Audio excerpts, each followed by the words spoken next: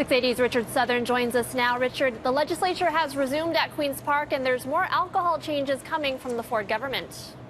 Yeah, Erica, we've seen a lot of this over the past year or so from the Ford government. And what they did today, as MPPs returned from 144 days away, is the Ford government tabled a red tape reduction bill aimed, it says, at making life easier for businesses. Inside it, though, is a provision that would allow airports to sell alcohol 24 hours a day. Right now, they're restricted between 9 a.m. and 2 a.m. The bill would also allow Ontarians to bring more wine and beer and spirits across provincial lines. And you're going to like this, Erica. It would allow you to bring your puppy on the patio. It would allow dogs on licensed patios, which apparently was not currently allowed. I also found it interesting what the private members' bills that are currently on the docket. There are a few interesting ones that could become law.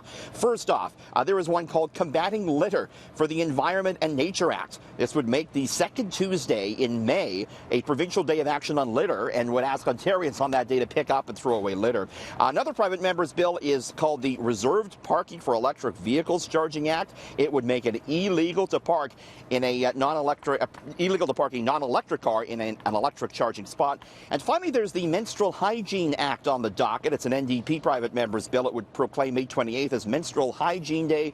About a third of young Canadian women struggle to afford menstrual products, and this would raise awareness about that. But Erica, I know you're liking the dog on the patio for next summer. That'll be good for you, right? You know me too well, Richard. You know me too well. Actually, I was in San Francisco this past summer, and they had a patio where dogs were allowed, and I was wondering why this wasn't a thing here in Toronto.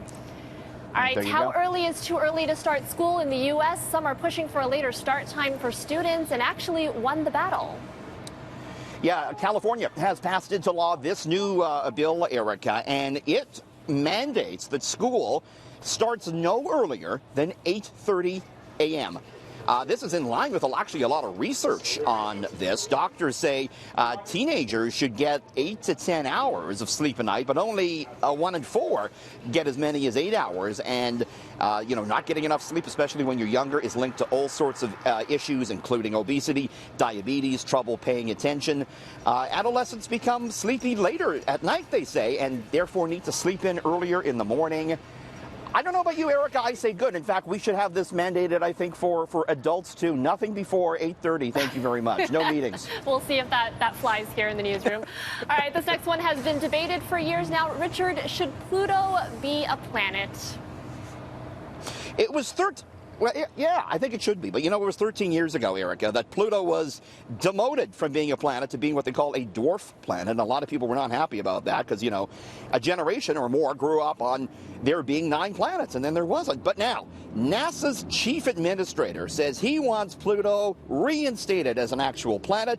And he says, Pluto has an ocean, has an atmosphere, and therefore should be classed a planet again. He's not the only one. Popular American physicist Neil deGrasse Tyson is on board.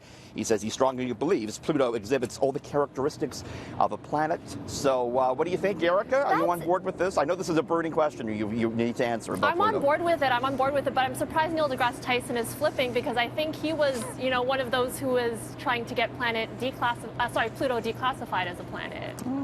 Maybe he's had a second thought. It was a few years ago we had those first images of Pluto, and everyone got to see it up close, and maybe that's changed some minds on the subject, Erica. I'm wondering. All right, thanks for joining us, Richard. I appreciate it. See you tomorrow. Bye.